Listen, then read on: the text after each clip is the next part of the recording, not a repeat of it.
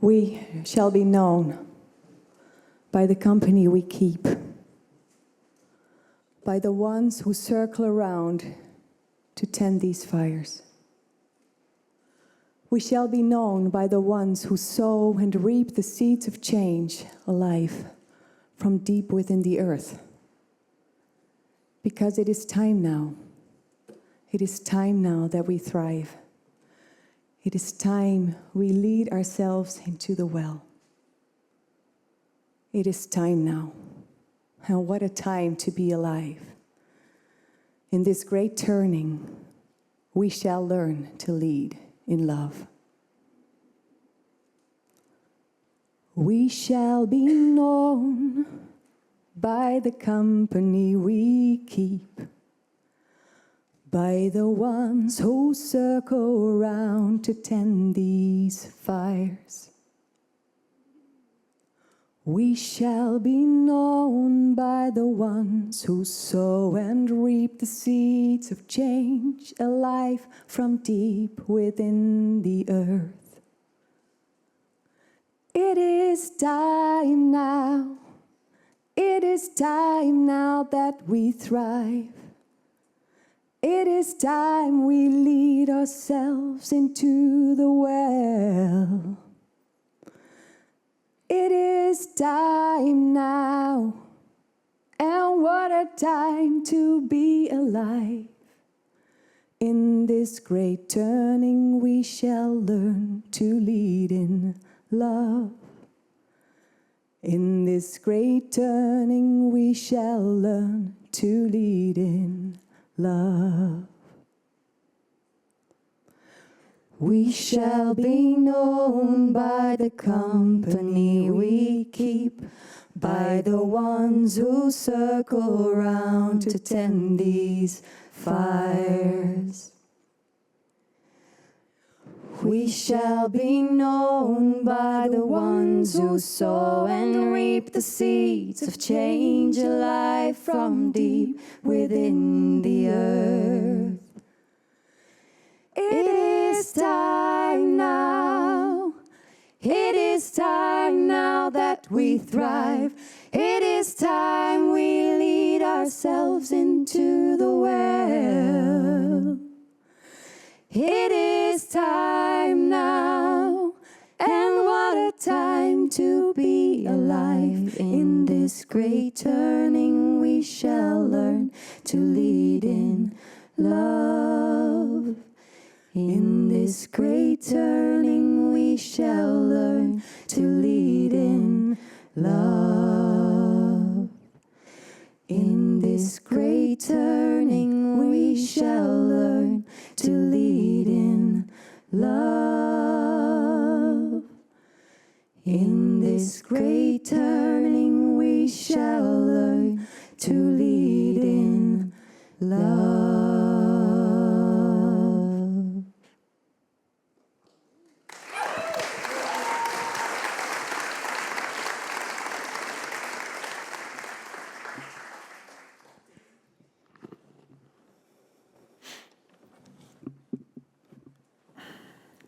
Dear friends, welcome to this campfire conversation.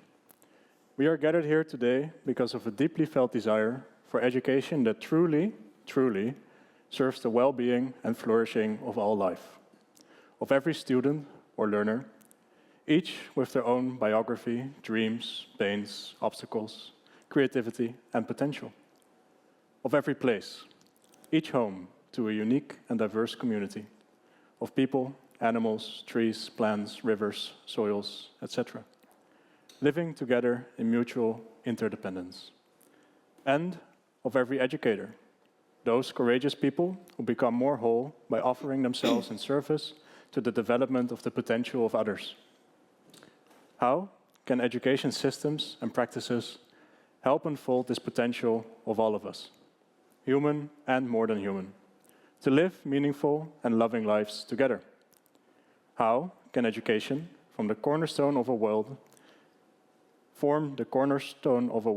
in which we increasingly flourish with each other, rather than at the cost of each other? These questions form the heart of regenerative education. Yet, perhaps, even more than being about regenerative education as a rich and diverse phenomena, we're here to talk about the art of regenerative educatorship. That is, the journey of educators of regenerating themselves, their practices, and the systems that they are a part of, in pursuit of more life-affirming educational potentialities. What does it mean? What does it take? And what is it like to move regeneratively within contemporary learning spaces and connected social and societal ecosystems? What obstacles and restraints might be part of a regenerative educator's path?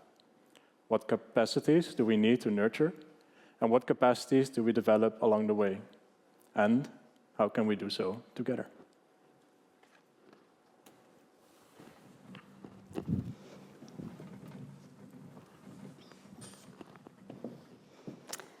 Welcome, and thank you, Anna and Vera, for opening this evening.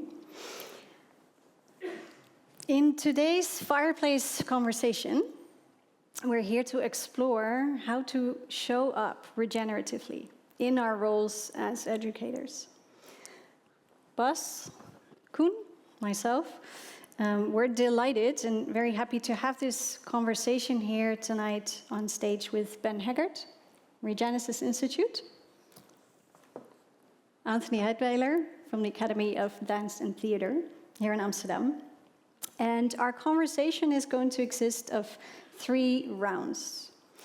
And in each of these rounds, we will have a line of inquiry that we will follow. We'll read a part of the book that we're launching tonight. And we'll explore firstly the theme of how to show up regeneratively and work from love. The second theme will be how to be present, really present in your role as educators. And thirdly, we will explore what it then means to act with courage, to show up courageously. So as we introduce these rounds, we'll read something from the book, we'll have a conversation, and we will also include a couple of moments of silence. And we'll ring a bell, the bell that you heard at the start. And the bell for you is a moment to just pause and reflect in silence for about a minute. And then we continue the conversation so that hopefully we can all catch our breath as we go. Yeah, that's what we're going to do. And then what comes after will be a surprise. So let's get started.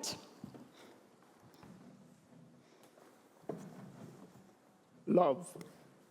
I know that love is a loaded word, but I sense that there is something powerful in using this word, that love lies at the heart of regenerative practices. I think it's quite accurate to say that to love another human being, nature, community, or even the world, means to be devoted to the life-giving force that resides in each of us. And that is all around.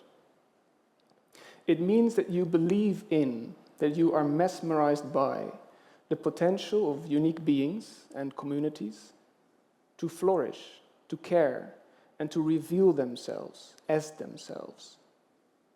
It means deeply believing in the intrinsic value of all life and the desire for all of us to be more fully alive together. I am reminded of an interaction with one of my former students. I supervised her graduation project, and she had initially come to me with a passion for the often underdeveloped and invisible care work that lies at the heart of a circular economy, like mending clothes, repairing bikes, and upcycling waste products.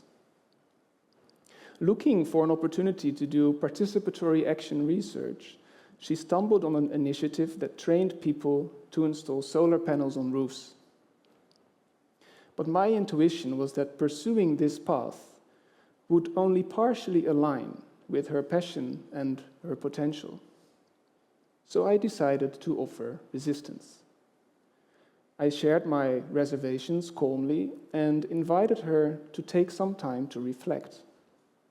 She was annoyed at first, but a week later she came to me and said, "Yeah, you were right. That wasn't what I've really got to do." She then ended up doing an amazing project with a local recycling center. So I guess what I'm saying is that part of educating out of love is trying to really see your students, letting them be in charge of their own process, yet gently resisting them along the way.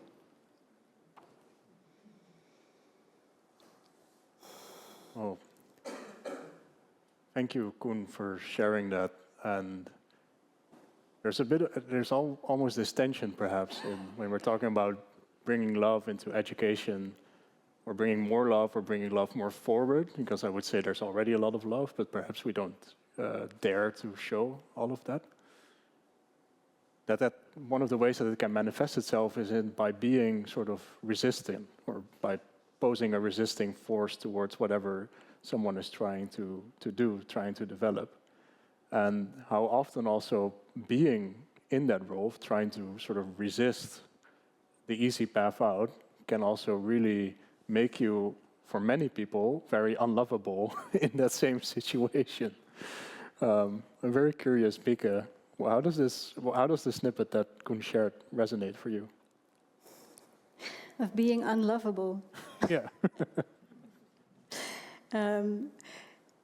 It relates a lot. I'm reminded, we just had a conversation before with some of the other guests this evening, and we were talking about the resistance that you sometimes feel in groups of students when you, as in your example, if you do this in a bigger group, sometimes you feel that when invited to co-create, to step forward as students, some are really not ready to step into it, and might openly or in silence portray their restraints. And interestingly enough, by then still holding their perspective and seeing the potential of what they could bring from that place of love, and welcoming almost their restraint, could then, after some time, especially the most resisting students, at some point have come to me after working together for a couple of months saying, "I was really not up for this. What you asked was so unusual. I really had to unlearn my habitual role of being a student. What you ask of me is something so different. It's so deeply uncomfortable. I really wanted to stop coming to class." And then once you manage to still keep working as a group and build trust and build relationships, I think those moments then of overcoming that are, hopefully then you become a little bit less unlovable, but sometimes it's also, I guess, being okay. Yeah, I know. I sometimes feel I also strive to be as unlovable as possible, but... Yeah, you're probably better at that than I am. Anthony, what resonates for you from what both Koen and Mieke are sharing now?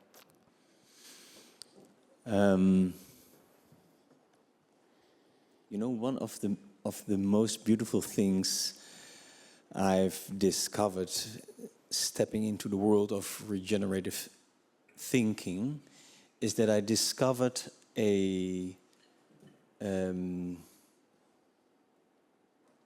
way and the opening to step out of the Eurocentric way of thinking.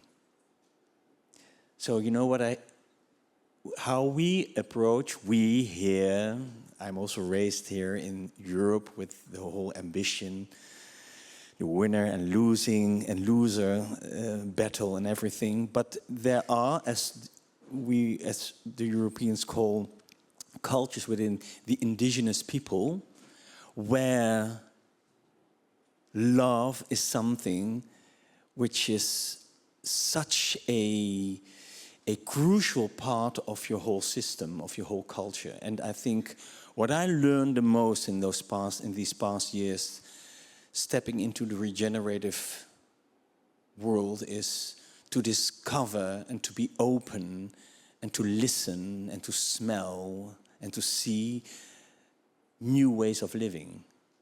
And for me, we are here in Europe, especially after the murder on George Floyd, we created this opportunistic, cosmetic, inclusive policy. So thin, so really thin, but really in diverse and inclusive policy starts with a regenerative thinking. Having interest, a real interest for the history, and not the history of 100 years ago, but really go 1,000 years ago. And there we got the answers for everything that's happening right now. So that's my reaction on love. Read, learn about indigenous cultures.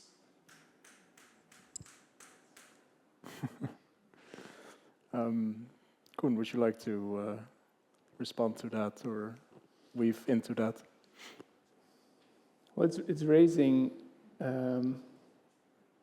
another question for me, and that is to love what exactly? What are we saying that we should love here? Looking at myself, looking at the example that I just read from the book, I think especially in the first years of my career as an educator, I've mainly focused on loving my students, right? Trying to really see them for who they are, seeing their histories, and trying to connect and be of service of their unfolding potential. But it's just as important to love the place we're in, the place where the school, the university is, to love the world more broadly, to love the society we're part of. That's what you're triggering in me now, and that it's, I think, the journey of at least of me as a regenerative educator is to slowly become more integral in my love, if that makes sense. So to love more fully. I get really angry when I see students being instrumentalized, for instance, in projects where they have to work with societal partners, and they sort of become consultants used as free labor to do something for a company or organization. But it's equally extractive if the opposite thing happens, if students just go to society, to a community, to extract learning without really connecting and caring for the place or the institution they're working with. So it's creating like the reciprocity, loving in all directions. I think that's what you're triggering in me. And so I really resonate with what you're saying, is that I also fight with some of these tendencies that we see to either instrumentalize in either direction, honestly, because I see it both. I'm really curious, I'm dying to ask this, Ben, because for me, when we speak about educatorship in this work, we're saying someone who becomes more fully whole by helping in the development of others, of the realization of the potential of others. And I think in that definition, I don't know many people who are more an educator in this space than you. I'm really curious, what role, how do you see love, education, educatorship, everything that we've been weaving, basically? I promise no easy questions, so. Well, let's see if this answers your question, but where I went with the anecdote that you shared, the thing that really struck me about it is why it felt wrong to allow this student to sort of slip into this convenient path was because it wasn't what she loved, right? and I think you even used the word, I can't remember for sure, but it wasn't aligned with the thing that lit her up about being in this work. And that's, I think, what makes it a powerful indicator that it's really not about what you're extending towards her. It's about what you're recognizing and supporting and nurturing in her. Yeah, I'm always having to say to myself when I'm in this space or in this work that it really has nothing to do with me, the educator.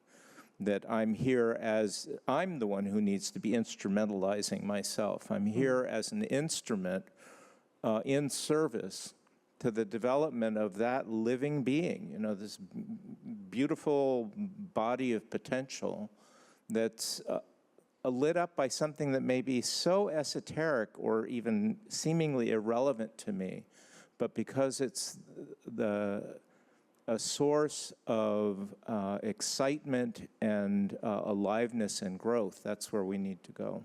Yeah. So that's, I think, how it expresses, and I think it's how it becomes universalized, which is what you were speaking to, Anthony, that what it really means to include people is to deal with people as themselves, right? As unique individuals, each with that fire that we're there to help tend. That's what I got out of it. Thanks for getting that out of it. Yeah, and for me also what comes up now, based on what all of you are saying, is also the root, sort of the root of the word education itself, educare, to bring out the light or the fire in someone. It's, we didn't bring a fire for nothing. But within all of that sort of emerging now, there's also this sort of really difficult tension in a way to be with when you're saying, well, we need to instrumentalize ourselves to be in service of that potential of others, while we're also working in systems that really, if you get to the core, don't want you to do that. Because that's not the logic where most of our education systems are now sort of working towards. So I'm really curious, Mieke, as someone who I think I can say is experienced with trying to change systems, or at least to be a change in a system, maybe that's a better way of saying it, how do you see that tension, and how do you also engage with the tension from love?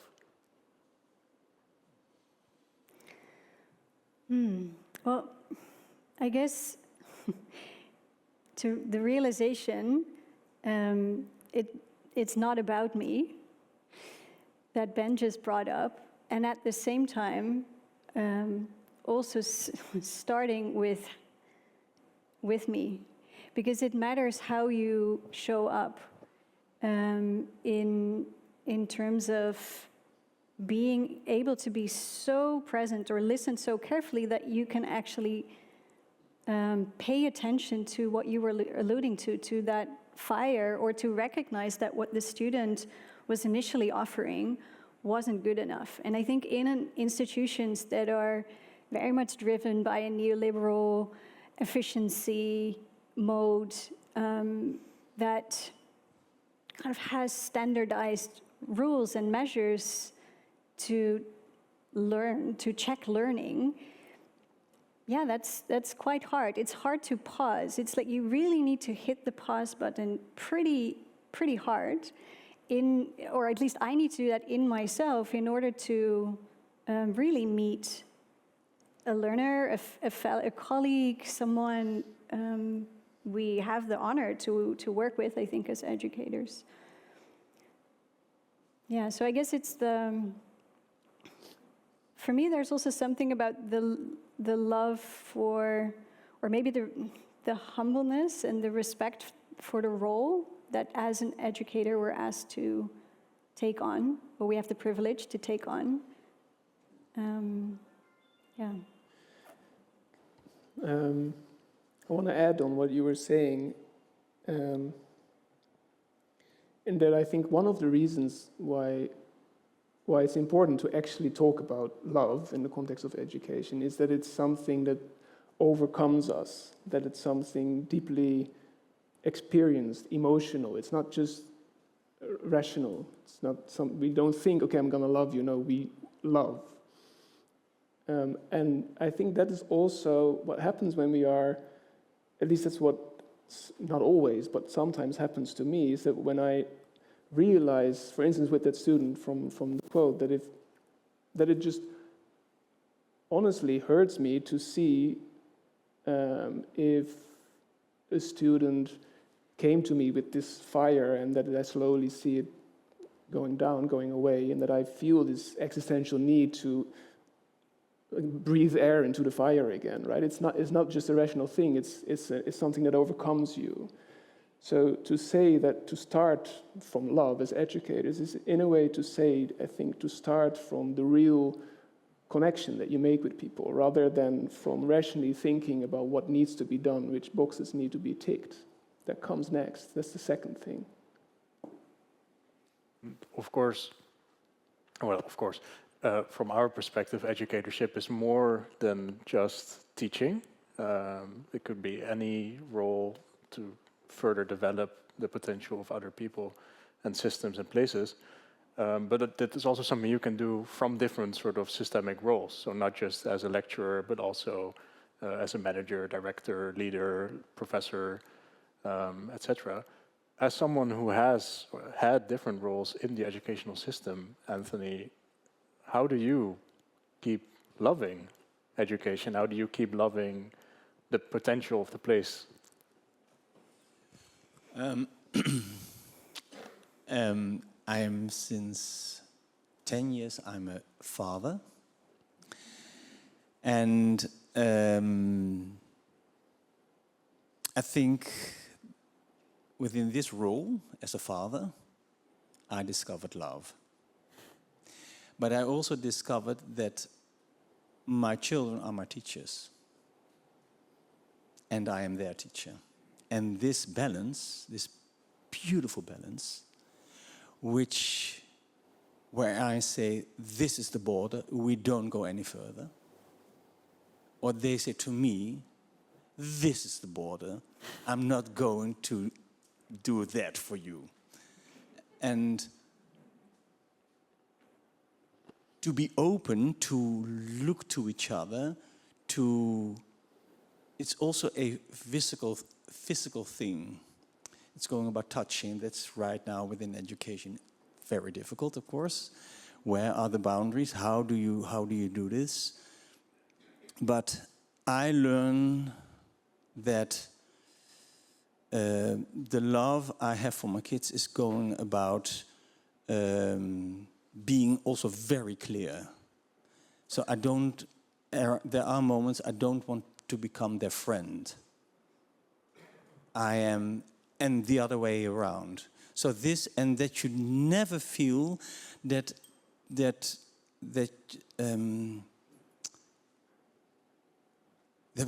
was never hate.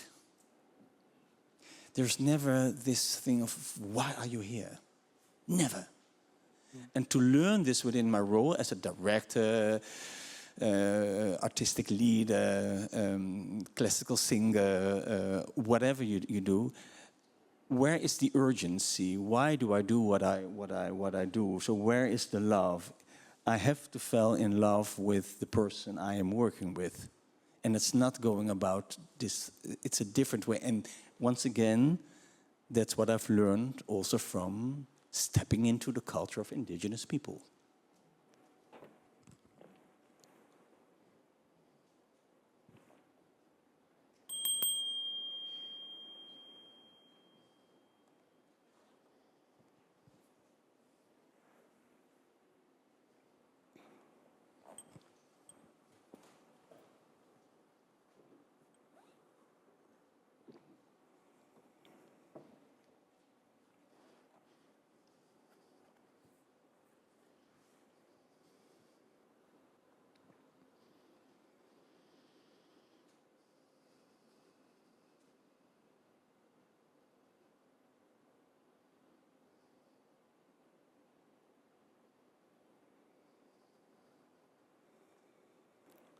presence.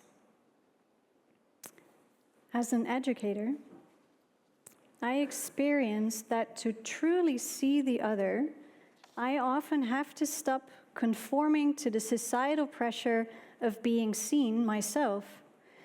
I mean, as educators, we like to be visible, don't we? We like to take the stage, be in charge. But by stepping back, by no longer worrying about my own visibility, I can create the space for others to show themselves, to be seen.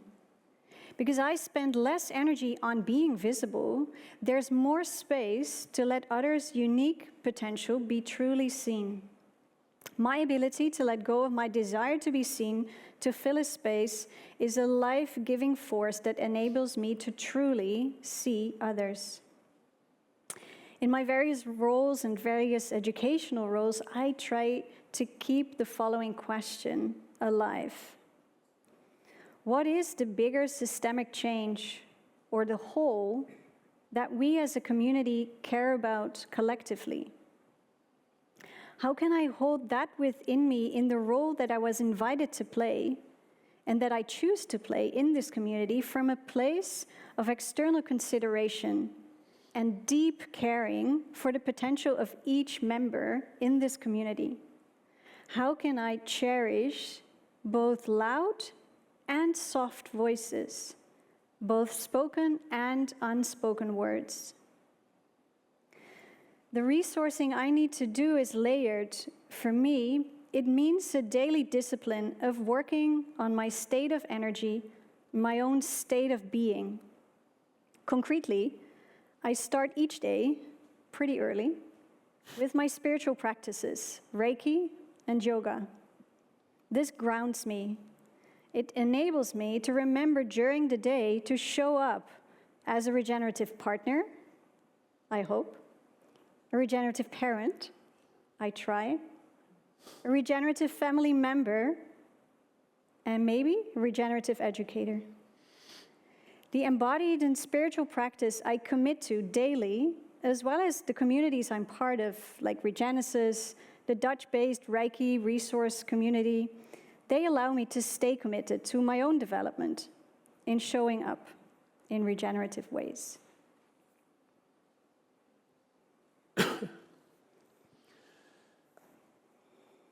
When we were preparing for this talk, we had a chat with each other, and Ben, you said, I prefer to listen before I speak, preferably for a while. And then when Mieke was reading just now, especially the first paragraph, that I remembered that moment. It resonated with what she was saying. And so I feel like this might actually be a moment to go to you first and ask you, what does it mean to you to truly be present in a space, in a developmental space, in an educational space, to be present regeneratively?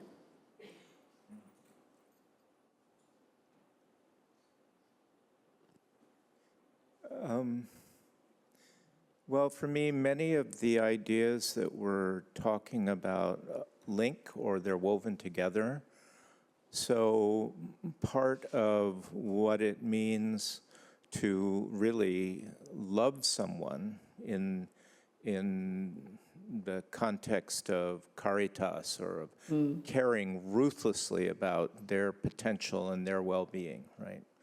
Not having sentimental feelings about them, but fathering, this thing of, sometimes I'm not my kid's friend, right?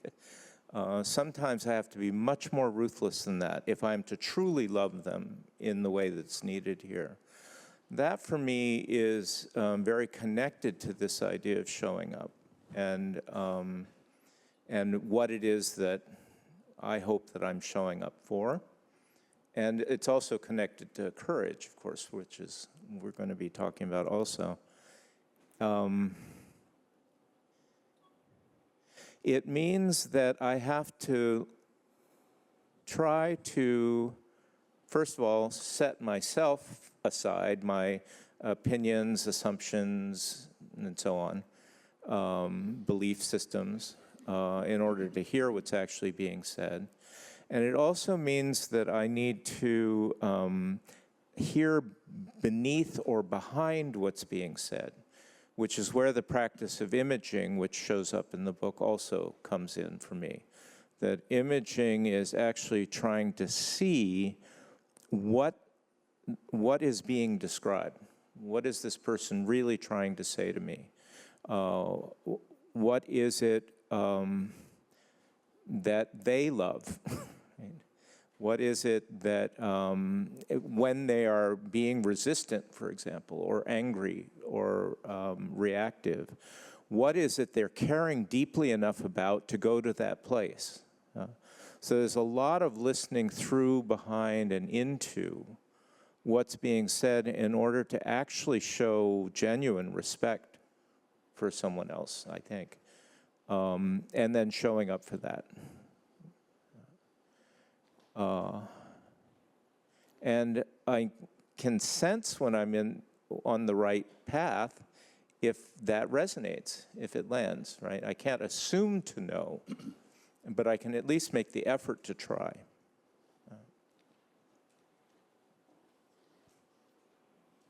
How do you know when something truly resonates? When you're working with people? Well, if I'm operating from humility, they'll tell me. I mean, it's like this young woman came back to you and said, you know, I was pissed, but you were right.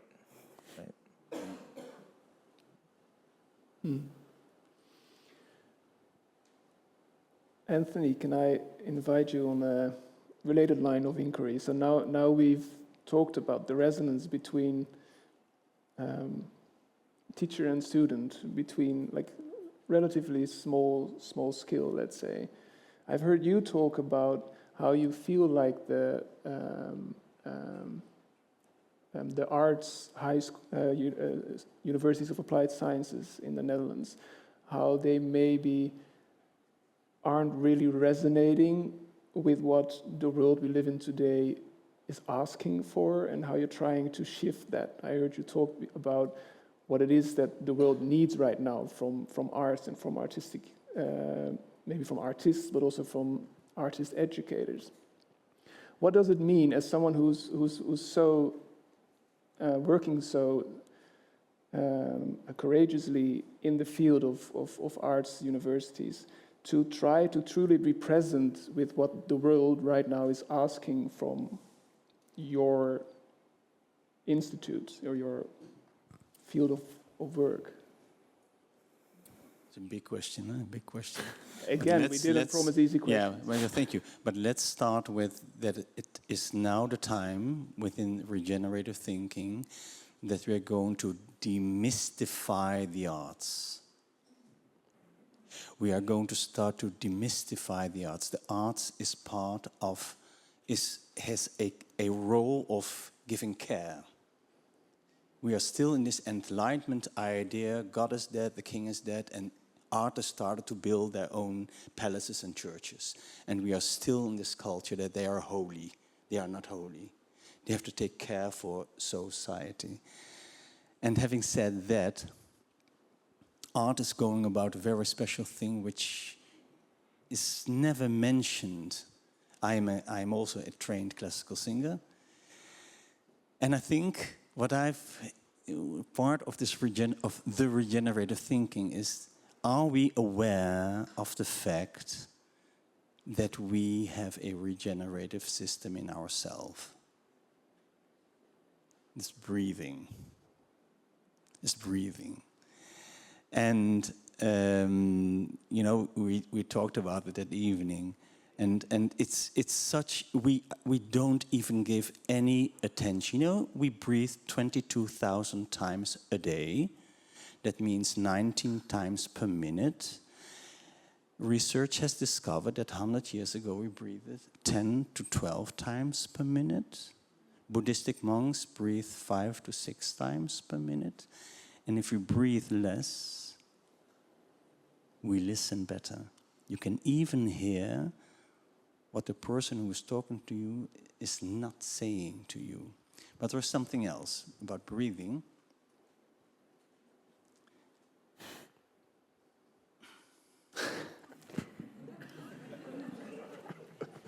This is the crucial part. We are living in a society where we are very controlled in everything. It looks so intellectual, it looks so nice. I'm not angry at all.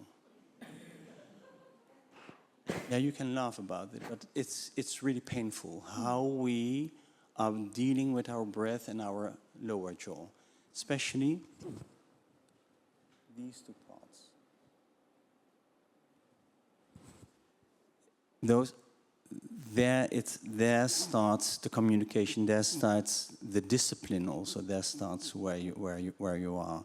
It's breathing. It's the connection with the most crucial thing. And we have learned this when we were a baby. You know, babies are the best classical singers in the world. They can scream for hours without any pain. You will hear them houses far away. Then we have the other thing, the other part where breathe is so crucial, and that's when you have the possibility to guide somebody in their last moments. You also see this beautiful dialogue between breath and the person, but also the function of the lower jaw. And the other thing is I have to be very careful with my words. That's the quality of the orgasm. The lower jaw has a crucial role in this, and the breath. So take those three things with you, and there is the being, and there is this regenerative work.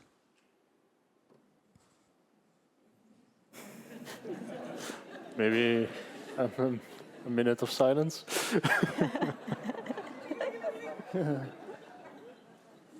And I think at least we've established that presence is a very, very embodied thing. It's not just something you do with your attention. No, it's about also being fully present in your own body, being present with the other, being present in the space.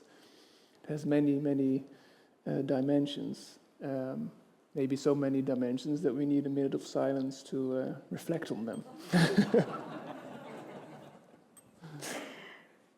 Can I invite everyone then, in this next minute, to breathe?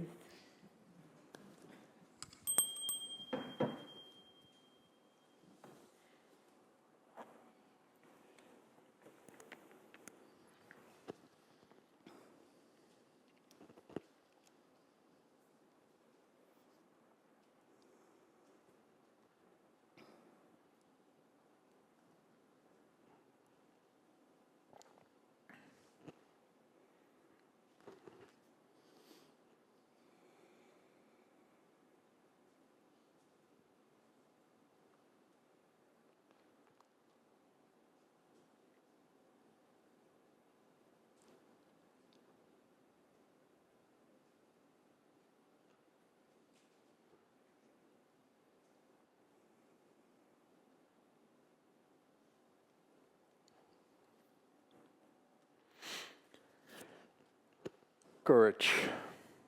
I'm bursting to talk about something that's been building up throughout this conversation. I mean, to be steadfast in your love, to show up as a resource, to shape your actions in relation to the potential of place that requires so much courage. The courage of letting go, of letting your unique qualities shine for a more regenerative pathway for the whole of who you are and the whole that you are part of. I mean, that is hard. You need to be willing to live with that burden of actually stepping up, of helping, of caring, of risking, of peeking around the corner and trying to find places where and positions from which you can change the architecture of education. That's really difficult work and indeed often painful. At times, it's required to try and be kind to oneself and say it's okay to step out of the arena, perhaps for an hour, a day, or longer. I've done that, literally, in meetings, where I've said, I need to step out for a few minutes before we continue. Sometimes it was much longer. I've needed months where I was unable to do much work at all, and even resulted in me moments of leaving teams because there was too much to handle. So, for me, part of the regenerative work is this ability to gauge when to step in and out of the arena. An ability I'm definitely not great at yet, in terms of finding balance, as I frequently stay in the arena for far too long. That's something I'm hoping to develop in myself for those who are in my team, so that I may help guide them in their own dialogical acts within their own arenas. Can I ask you, Bas, No. how... I'll just turn to Koen then, but no. How do you do it? How do you muster the courage? Where do you find that? It's hard. Well, I have the extreme privilege of having a disability, which makes it easier because so I live with a disease called ankylosing spondylitis, which if you say very fast, it doesn't sound as scary. It is actually quite scary. A small anecdote, I recently applied for life insurance, and then you get this formal letter saying, well, your chance of dying is much higher than average, so you have to pay more, which I knew, but also still feels extra confronting. But the flip side of always having physical pain is that most of the bullshit of everyday educational systems doesn't feel that pressing. So I think that's a huge privilege. And I kind of wished all of you had a lot of pain. No, thank you. I'm trying to share my love, Ben. So you embrace pain in a way, pain in yourself, to show up with courage for the pain in the system? Well, one of the ways I sometimes also define regeneration is the transformation or the transmutation of pain into potential, which in my case also happens to be physical personal pain, but I don't think it needs to be because, well, seeing someone like that student not fulfilling their potential is also a source of pain. But yeah, I mean, there's this super powerful relativism that sort of comes with being in a body that is not healthy, in a way, because I, in that sense, feel I only have two choices. So I either try to transform it, or I become bitter, and I don't want to be a bitter man. Yeah. Thank you for being courageous. How do you do it? How do you find the courage, Koen, to show up in ways that you feel you need to show up?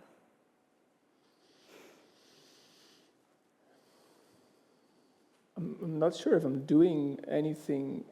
It's more like it feels more like I can't do it the other way. So if I know also from experience that if I do things that don't feel truly sincere and meaningful, I'll be unhappy, and I'll feel like life is empty. So I'd rather. I don't have a difficult life, but it's part of the reasoning. I'd rather have a difficult life doing things I really care about than having an easy life without struggle. So it's more like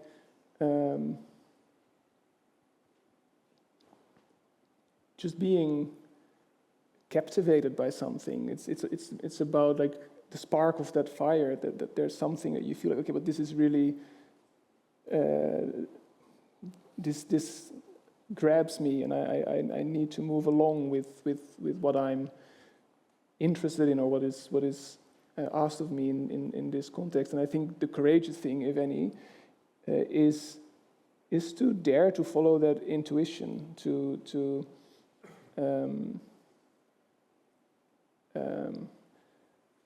follow that spark without knowing the answer.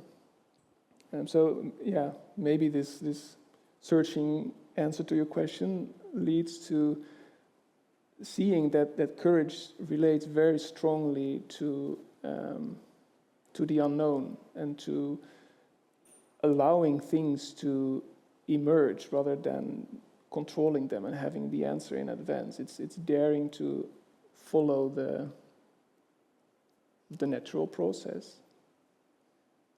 But again, I am, as you are blessed with a body that has pain, I'm blessed with a stubbornness that cannot do things, that I cannot do things I don't believe in. It's not in my system. What about you? Well, I've spent the past 10 years working with Ben. And learning about this term, and it took me a while to pronounce it, imperturbability. I think I've got it by now. And remembering that quite a few times over the past years, whenever me or someone else from our resource development Reiki community in The Hague would have this realization working in a weekend with you, like, oh, shit, this is what I need to do. No. It's that, uh-oh, that moment, and then you always you gave us back the biggest smile, recognizing, oh yes. So I think this term imperturbability, I'd love you to reflect on it more, but for me what it has started to mean is to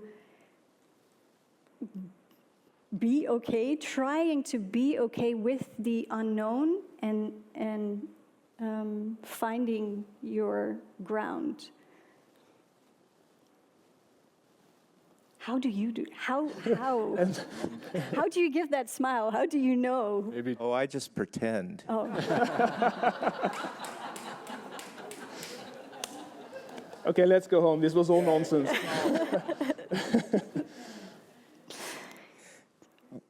I'm going to digress. Great. In a way that hopefully feels relevant. That one of the anchor principles or concepts of living systems, which is where my understanding of regenerative work, where it comes from, is that all living systems are nested, which means that the thing that we think we're talking about, I, in this case, me, or my family, or my school, or, whatever entity I'm talking about, it's actually open, right? The boundary that I put around it, I created. So this boundary that I call I, that I call a self, I made that up. And actually,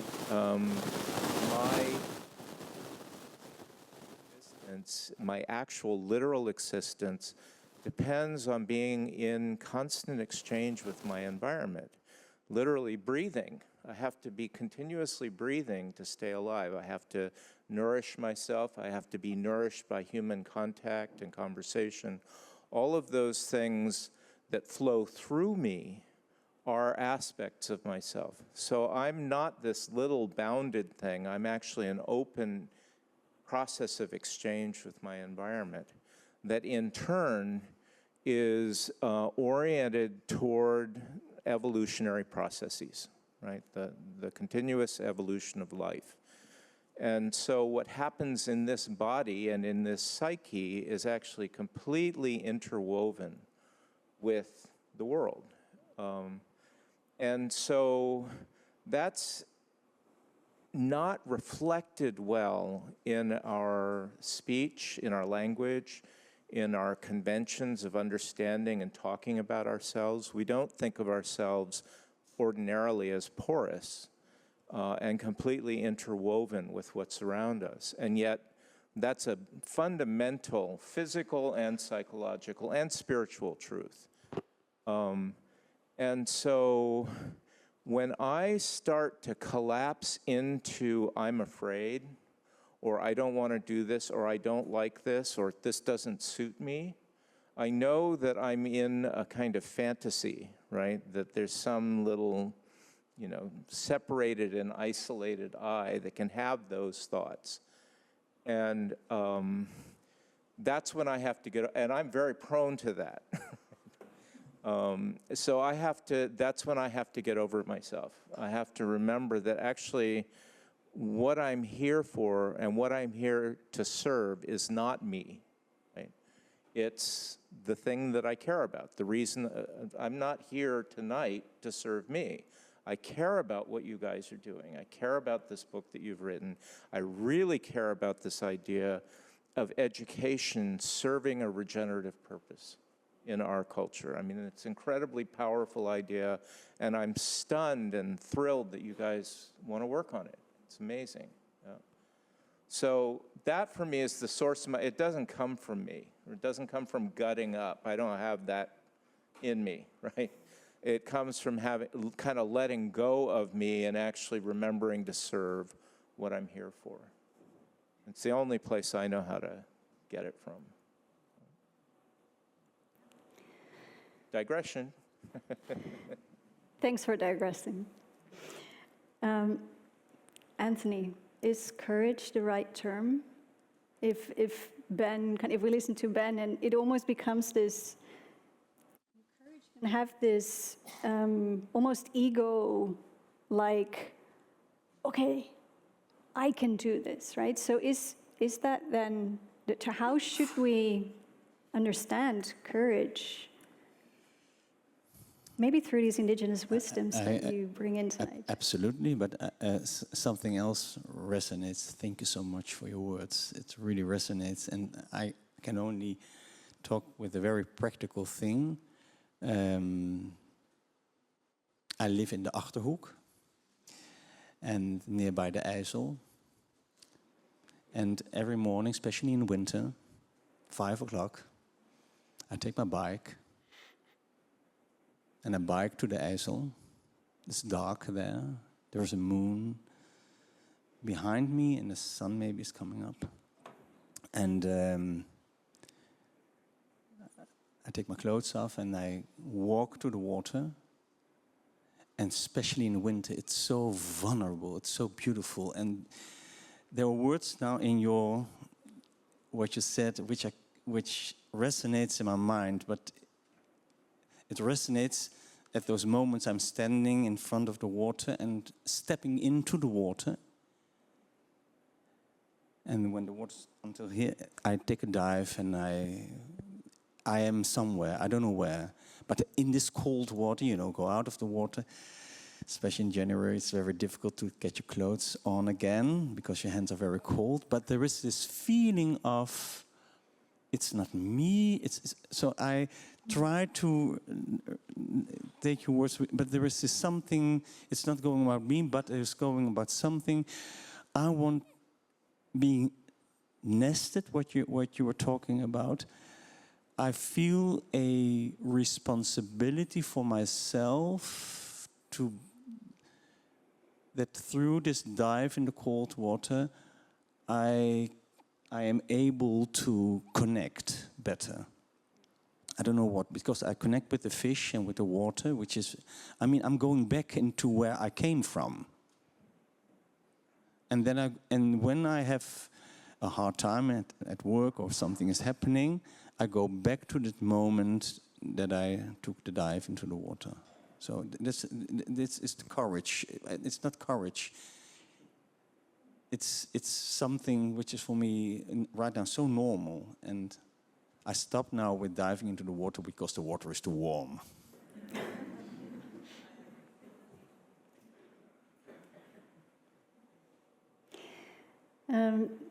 You mentioned before that through regeneration, the arts are going to be unveiled or unmasked. I can't remember the exact word.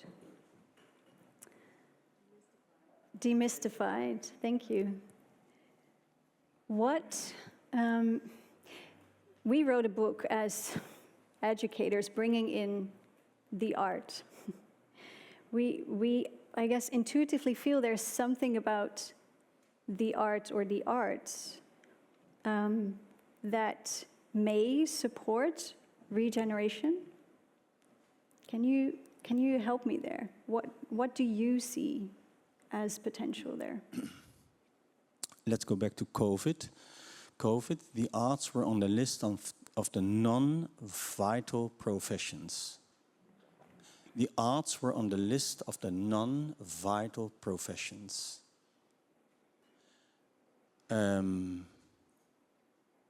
We came as far as that. And I right, once again, what we learned from the indigenous people, art was so much connected with nature. Dance was making contact with Mother Earth. Singing was making contact with the air and with the birds. There were rituals. You could participate in everything. So there is so much within the arts, which making connection, breathing together, singing together, but it was always together. And we changed this, that there are people on the stage who are doing something which is very special, and you think there, all right, I'm stupid. So is that art? And I think we wrote this report. Henrik Gootjes, who's also here, wrote with me, and with Bas, and with Mieke. You also have to write out with us. And about regenerative art education. But we have, you know what is so beautiful about regenerative thinking? There is not the answer, so we are going to do this, and then we solve the problem. It's a long way, patience, slow breathing, but art has a care function. But we change it because we made, the whole capitalistic thing made of art that you have to earn something with it. And the question is art something which has art that function? And stepping into the history again, we can learn a lot where we took the road towards the mystificatie of the arts and make it very special. And of course, it's special. Concertgebouw and opera and everything, it's so special. But we have to think, is that what we have to do? Or it is a combination of the two of them. Something like that.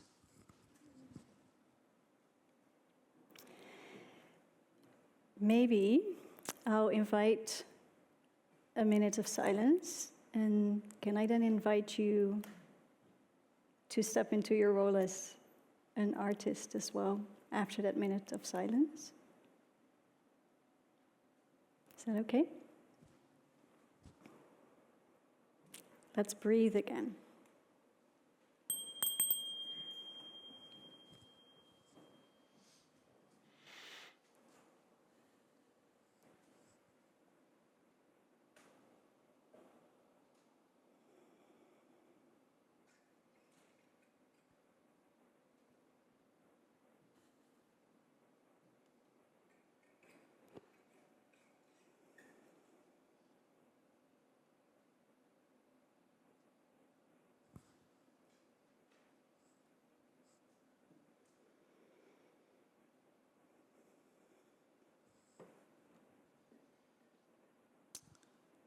The birds are flying in the sky and they sing peace, peace, peace. And then comes the big eagle and sings peace. Albere spuntai, pulsairas babulan, cantanda me.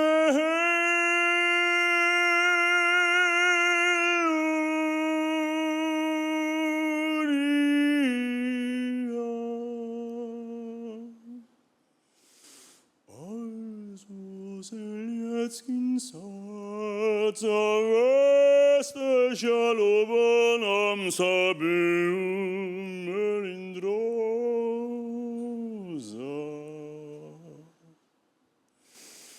la liha immediai, pallaid al babolan,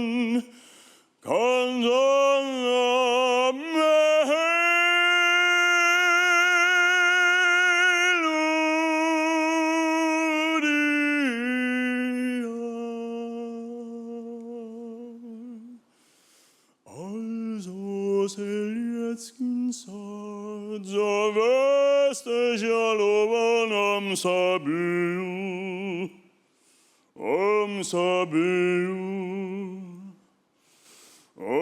sabiu melindrosa.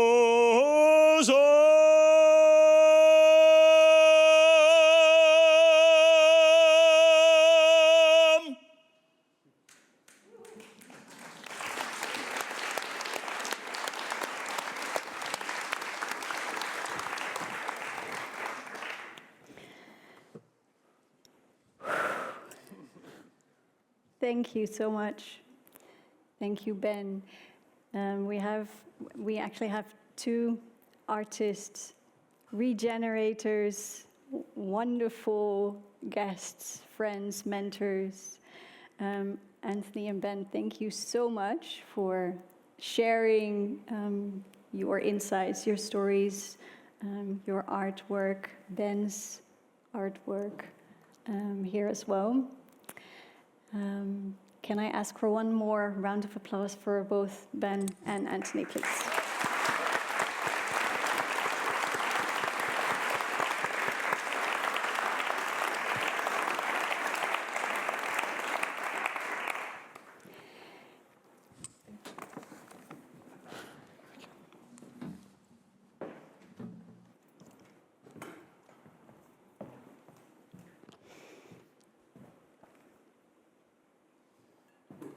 We're going to the...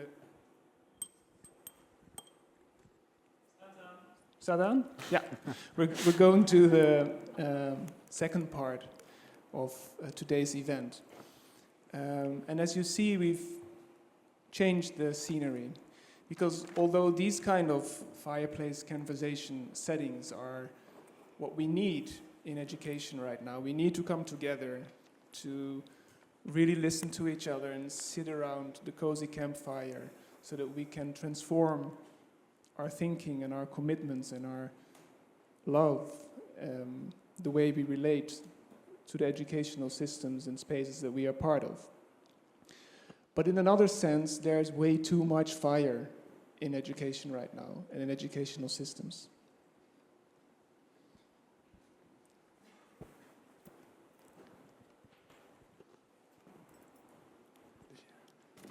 Je hebt de mic. Oh. Zal ik hem vasthouden? Oh. We'll make it work. It's painful to admit that education systems today are often themselves part of a degenerative state. Indeed, we must admit that it often feels to us as if our schools, our colleges, and universities are heating, are burning up their students, educators, and managers, as the earth is heating up. We often feel disillusioned when witnessing our education system's tendency to reproduce a competitive neoliberal culture in which teachers and students together run from test to test and learning remains rather superficial, impersonal. We see an enormous challenge in the prevailing tendency in education policy to value uniform, measurable learning outcomes over diverse and unique trajectories of unfolding human potential, and in the tendency to value head over heart, and to be blind to the unique stories, backgrounds, and needs of teachers and students alike. We feel an existential need to cultivate a sense of love for and connection with the earth, our communities, and to develop and express our own authentic ways to contribute. For decades, authors have argued, authors have argued that education systems continue to reproduce forms of colonialism, extractivism, exclusion, and discrimination that many of us in them try so hard to move past. Yet we are far from desperate, for we do in fact experience ourselves to be part of the unfolding of another story that counteracts business as usual, the story of regeneration. A story that more and more educators are leaning into. Educators who dare to do things differently. Educators who live the question, whom do the earth, society, the unique students I am privileged to work with, truly call me to become in this day and age? And, accordingly, educators who don't shy away from collaboratively disrupting and transforming programs and systems to bring about more life-affirming education potentialities.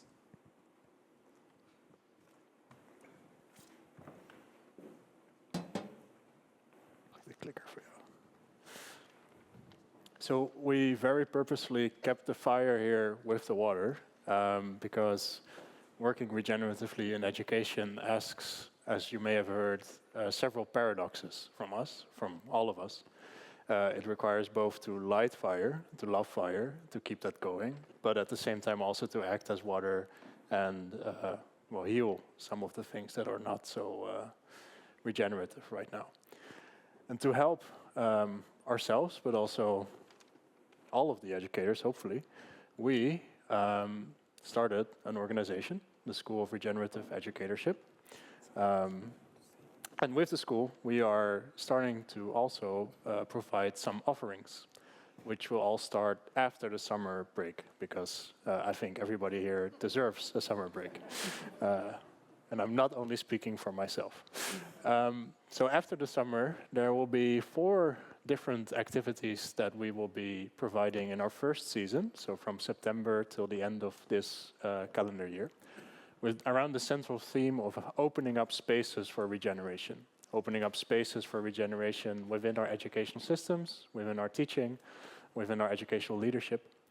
And the 4 offerings, very briefly, are an online developmental community, where we will come together to help and research each other in the work as much as possible, as well as an online intensive, that side, which is a shortened version of a program based completely around the book, and 2 physical types of events that we will try to do at least once a season. So we will do seasonal walks, I believe around Utrecht, to be decided, in November. I don't remember the date by heart, but we will share those with you. But those will be seasonal walks with like-minded people, trying to help and wrestle, learn with, weave with openings for regeneration for this theme, as well as seasonal dinners where we will partner with regenerative agricultural organizations to combine good food, good conversations, and rest and respite, and hopefully some fire as well as some water.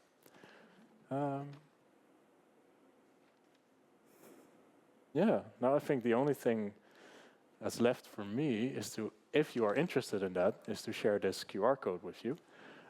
We also have it downstairs with the books, so if you want to scan it there, it's also fine. If you scan this, we will send all of this opportunities towards you as well. And I'll leave this on for a few more seconds, minutes. We'll see how it goes, because not even the most exciting part of the evening, but an exciting part of the evening is coming. We actually get to launch the book, and then hopefully also tell you how to get one. Maybe, who knows, perhaps, surprise. That is for Mieke. Yeah, so we are getting to the launch part of our book, and to do so, I would love to welcome Michiel Keestra on stage with us. Michiel is part of the University of Amsterdam's Institute for Interdisciplinary Studies and part of the editorial team that graciously gave us a part in your interdisciplinary series of books. So thank you for being here tonight and hopefully saying some kind or maybe some disruptive words about our book. Let's see. Well, I'm actually a little bit hesitant because I prepared kind of a traditional monologue. And after the fireplace chat here, it feels like I'm going to represent that what you want to leave behind. But maybe as a way to advertise the book, I'm still going to do it. So you all know this is what you want to leave behind, and then buy the book and then maybe get inspired to do things differently than what I'm going to do. So, so I'm even going to read it largely. So, well, first of all, thanks. Thanks to Mieke, Bas, and Koen for allowing me to speak a few words at this very festive and inspiring book launch on behalf, indeed, of the editorial board of the book series Perspectives on Interdisciplinary Studies, which is really proud and glad to present this new title.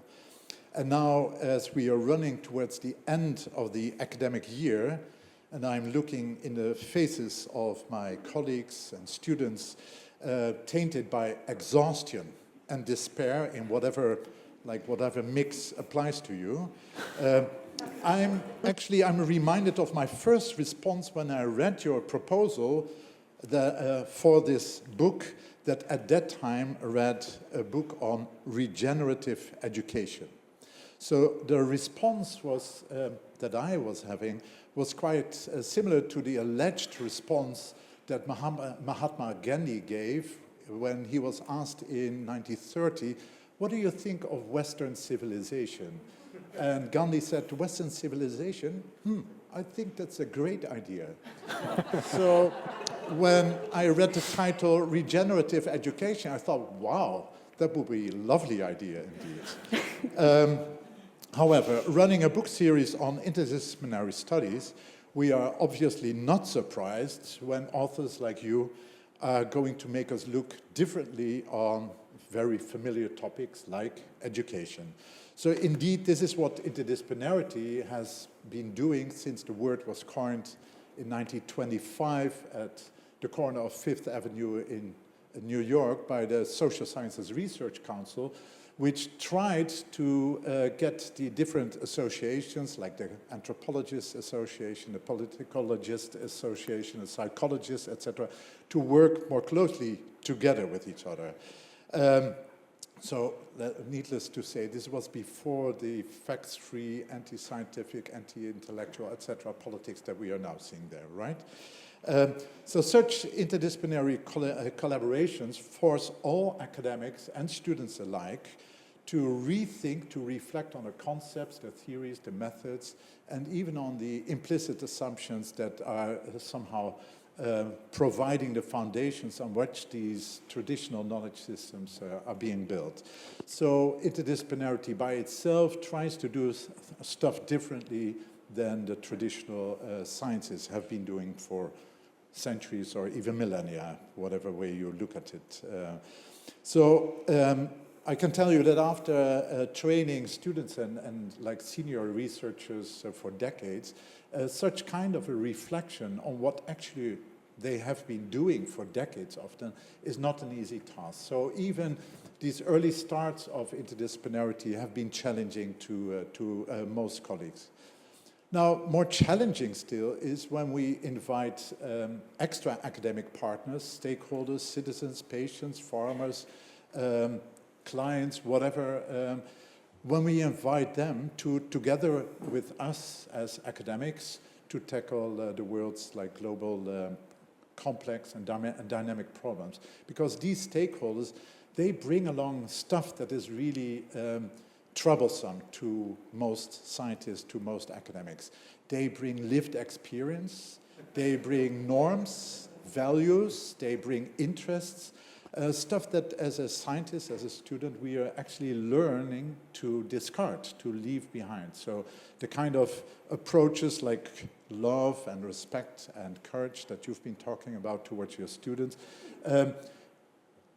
for many, I think of us, I include myself, of us teaching at a university, does not include these riches of lived experience, etc., that these students and also our colleagues alike bring along. So in transdisciplinarity, we already learn to expand, in some sense, our horizon and our educational practices. However, preparing our students for the future contributions to such complex and dynamic inter- and transdisciplinary problems requires also different perspective on education. instead of merely like considering our students like empty vessels that need to be filled with skills and expertise and knowledge, we must see to it that they actually develop themselves as much more complete persons with, in addition, a set of norms and values that are adequate to face our society's global problems, with the dispositions to navigate the socio-political challenges this requires, with the attitude and mindset to invite a collaborative dance or tango or maybe a bonfire, in which a wide set of people are engaged with the problem at stake, and finally empowered with the expertise and courage needed to become not exhausted and desperate during the problem. So in short, even though the title, and particularly the subtitle of your book, has been toned down a lot, so I'd like to read out fully the subtitle of the book's proposal. Right now, it's a guide to education. But originally, it read like this. So the title was Regenerative Education, and then comes the subtitle. A guide for those beautiful souls who become more whole by supporting others develop the potential to live in a life-affirming ways to the art of regenerative educatorship. So actually, I liked, right. So I can see that by toning down so domesticizing actually the subtitle of your book, you have been risking to play the system more maybe than you wanted. So I'm applauding you also on behalf of the board, of the editorial board of a book series for this wonderful book, which is really an addition, a complement to the series that we have been doing so far. And I'm encouraging you to live up to the original subtitle of your book and forget the rest about it. So congratulations. Dankjewel. Je mag hier blijven. Oh, okay. So, we're getting to the part where we express our gratitude, which is wide and beyond. First of all, for all of you here tonight, thank you for making the effort, creating the time to be here with us, be present in this evening. Amazing. Thank you. We have many thank yous, but I'm not going to repeat them all. For all of the communities we're part of, the mentors, the 25 people that reviewed the early manuscripts of our book, the colleagues here in the room as well that have co-written with us in a whole weekend, chapter 5 in the book. All of these names you can find in the acknowledgement section in the book. We, of course, also want to thank the co-financers that have made this whole book project possible. The Mission Zero at The Hague University of Applied Sciences, the IIS and the editorial board, the School of Regenerative Educators, many more. But now, we actually want to hand over the first books to Vera, Anne, Anthony, Ben, Michiel. You will be the 5 first to receive the book, which is over there. So please come on stage and receive your copy of the book. Thank you. Yay. Thank you so much.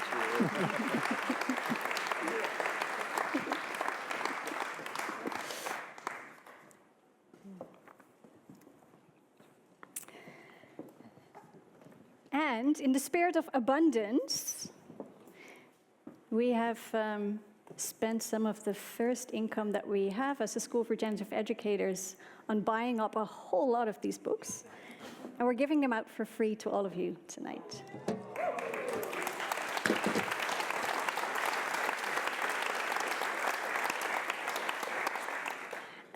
They're under your chairs. No, they're not.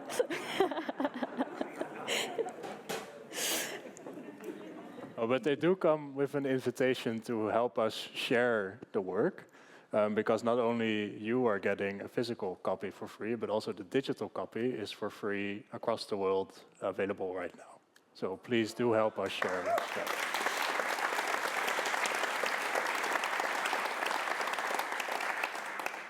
You will find the books. They will be afterwards. We still have a little surprise to go.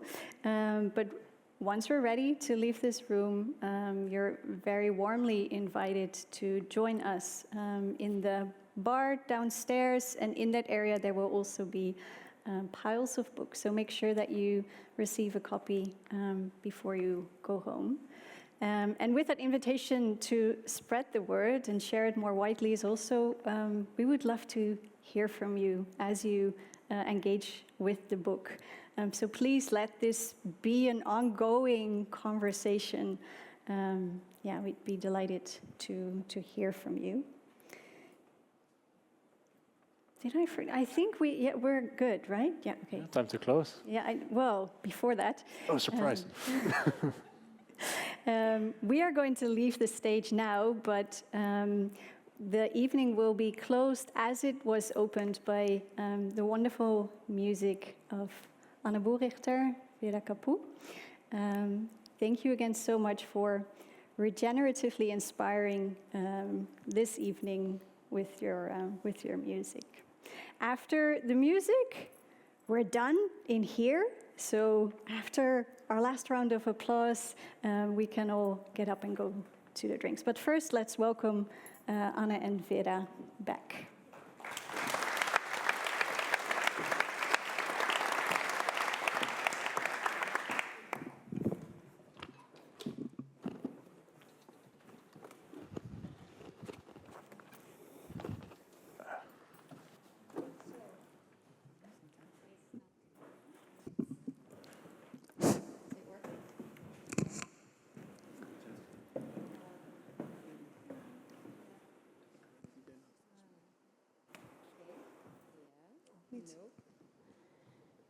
Yes, okay.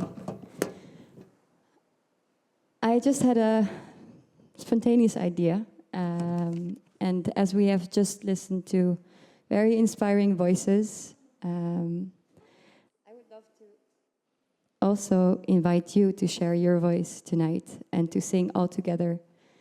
This is a song that has a lot of power, and singing together, as Anthony has said, has a healing capacity. And I would love you all to sing the words together with us, and you will know which one it will be.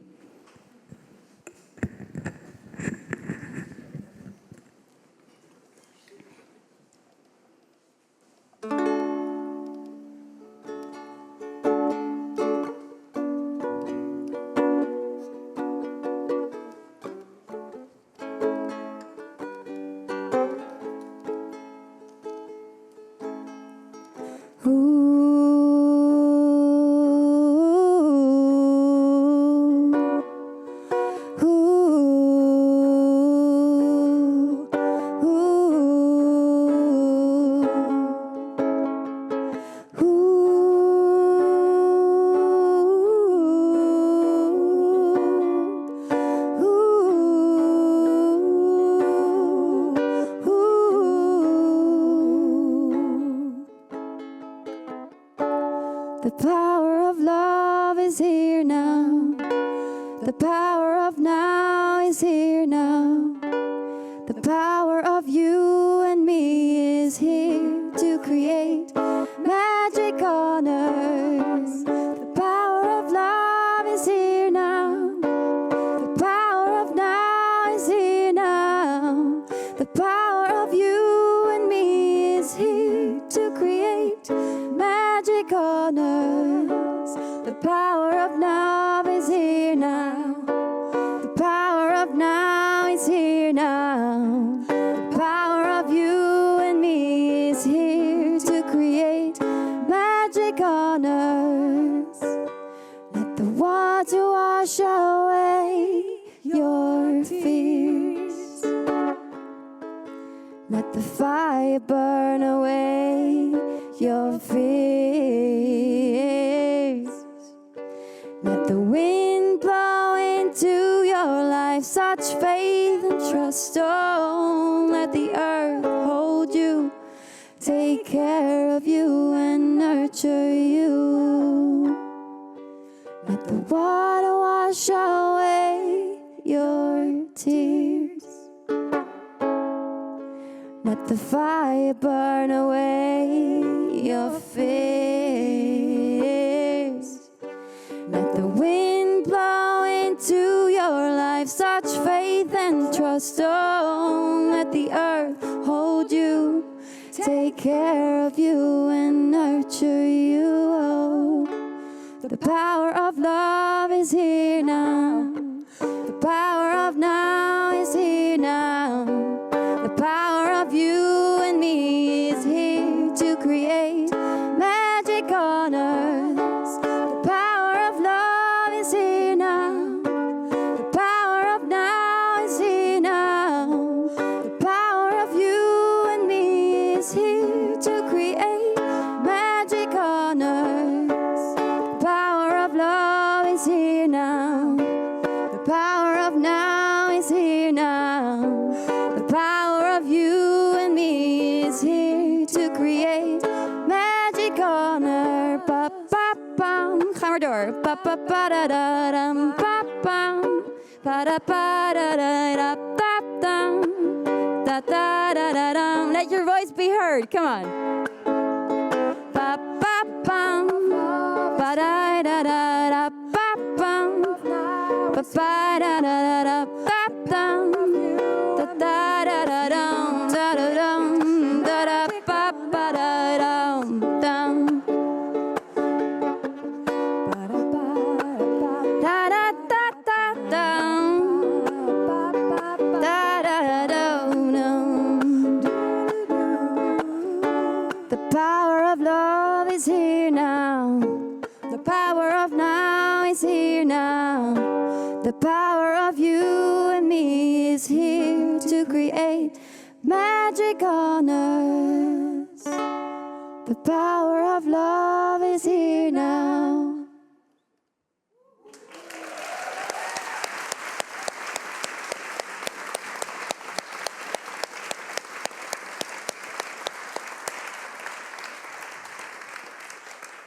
Thank you. Drinks at the bar, yay!